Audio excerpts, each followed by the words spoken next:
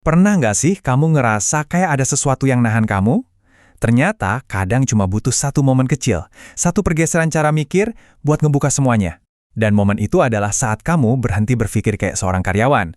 Karena dari situlah cara kamu ngelihat waktu, uang, dan kesempatan bakal berubah total, selamanya. Nah, jadi coba deh, kita mulai dengan satu pertanyaan jujur buat diri sendiri.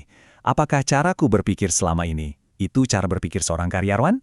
Jawabannya mungkin bakal bikin kamu kaget loh. Dan ini adalah langkah pertama kita buat ngebuka potensi yang jauh lebih besar. Jadi ada dua kubu nih. Di satu sisi ada pola pikir karyawan. Fokusnya itu ke stabilitas jangka pendek, gaji aman tiap bulan, kenyamanan hari ini. Nah, di sisi lain ada pola pikir pembangun. Dia ini rela nunda kenyamanan sekarang demi membangun kebebasan dan kontrol buat jangka panjang. Mana nih yang lebih sering kamu pakai? Inilah yang bakal kita bedah bareng-bareng. Oke, kita mulai dengan pergeseran pertama. Gimana cara kita menilai sebuah kesempatan? Buat kebanyakan orang kan, yang paling penting itu gaji.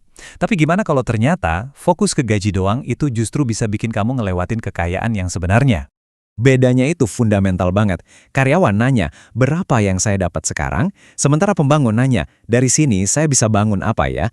Satu fokus metik buah hari ini, yang satunya lagi fokus nanam pohon yang buahnya bisa dipanen terus-terusan. Dan ini dia rahasianya.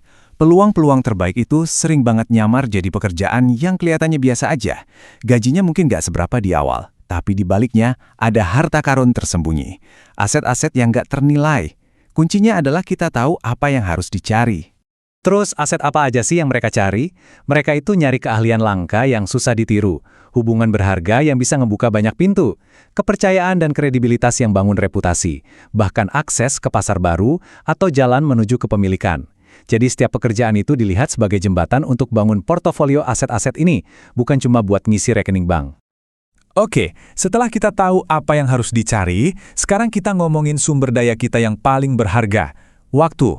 Nah, pergeseran kedua ini bakal ngubah total cara kamu menukar waktu dengan uang. Tahu nggak, masalah terbesar kalau kita cuma jual waktu per jam. Ya, waktu kita terbatas kan, cuma 24 jam sehari. Pas kita berhenti kerja, entah karena sakit atau mau liburan, uang juga berhenti ngalir. Inilah yang namanya roda hamster finansial yang ngejebak jutaan orang.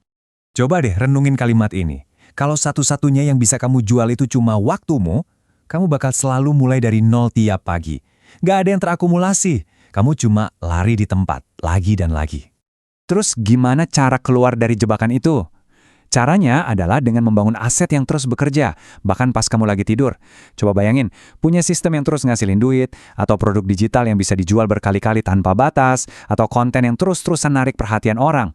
Tujuannya bukan buat berhenti kerja, tapi biar kerja kerasmu hari ini, hasilnya terus ngalir di masa depan. Tentu, bangun aset itu butuh kerja keras.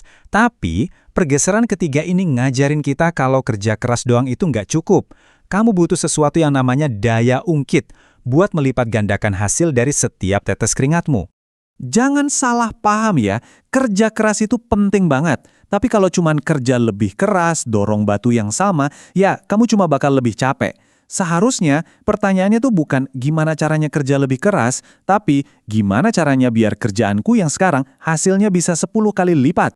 Wah, kutipan ini bener-bener nusuk. Kamu mungkin ngerasa makin jago karena udah biasa ngangkat beban berat, tapi kamu tetap orang yang sama, yang terjebak buat ngangkat beban itu terus-terusan. Buat bener-bener maju, kamu harus ubah permainannya, bukan cuma jadi pemain yang lebih kuat. Analogi ini ngerangkum semuanya dengan sempurna. Usaha itu kayak ngisi ember pakai cangkir kecil, bolak-balik nggak ada habisnya.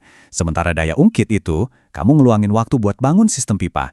Awalnya emang lebih susah, tapi sekali jadi, pipa itu yang bakal kerja buat kamu. Itulah kekuatan daya ungkit. Oke, sekarang kita bakal nantang sesuatu yang kita semua cari. Rasa aman. Pergeseran keempat ini nunjukin kenapa ngejar pekerjaan aman itu justru bisa jadi strategi yang paling gak aman. Gini, bergantung sama satu pekerjaan yang kelihatannya aman, itu ibaratnya kamu tinggal di benteng super kokoh, tapi gerbangnya cuma satu. Kelihatannya aman kan? Tapi gimana kalau satu-satunya gerbang itu tiba-tiba runtuh? Kamu nggak punya jalan keluar. Itu bukan keamanan, itu kerapuhan yang tersembunyi. Keamanan sejati itu kayak bambu, bukan pohon ek. Pohon ek yang kaku mungkin kelihatan kuat, tapi sekali kena badai kencang, bisa patah. Beda sama bambu, dia bisa melengkung, beradaptasi, dan akhirnya selamat. Itulah yang disebut opsionalitas. Punya banyak pilihan, jadi kamu bisa lentur, bukan patah pas krisis datang. Jadi, gimana cara bangun fleksibilitas ini? Kamu bisa mulai dengan ngumpulin dana darurat buat beli waktu pas kamu lagi butuh.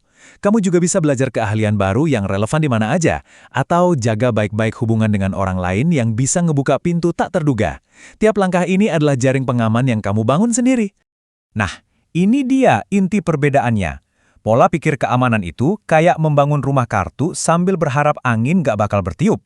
Sementara pola pikir pilihan itu kayak main catur, selalu mikir beberapa langkah ke depan, siap beradaptasi sama gerakan apapun yang terjadi di papan. Baik, kita udah bahas nilai, waktu, usaha, dan keamanan. Sekarang kita sampai di puncaknya, uang. Pergeseran terakhir ini adalah soal mengubah fungsi uang dari yang tadinya cuma alat konsumsi jadi alat untuk penciptaan. Ini nih jebakan gaya hidup. Tiap kali gaji naik, pengeluaran juga ikut naik. Kamu lari makin kencang di atas treadmill finansial, tapi kamu nggak pernah benar-benar maju ke depan. Uang cuma jadi alat buat mendanai hari ini, bukan buat membangun hari esok. Sebaliknya, pas uang dilihat sebagai bahan bakar, potensinya jadi luar biasa. Uang bisa membelikan kamu waktu buat belajar hal baru. Uang bisa diubah jadi aset yang nantinya ngasilin lebih banyak uang. Uang bisa jadi bahan bakar roket yang ngeluncurin kamu ke level kehidupan selanjutnya. Jadi, lain kali kamu dapat bonus atau kenaikan gaji, coba deh berhenti sejenak dan tanya ke diri sendiri. Uang ini bisa dipakai buat apa ya, selain habis gitu aja buat cicilan atau barang baru?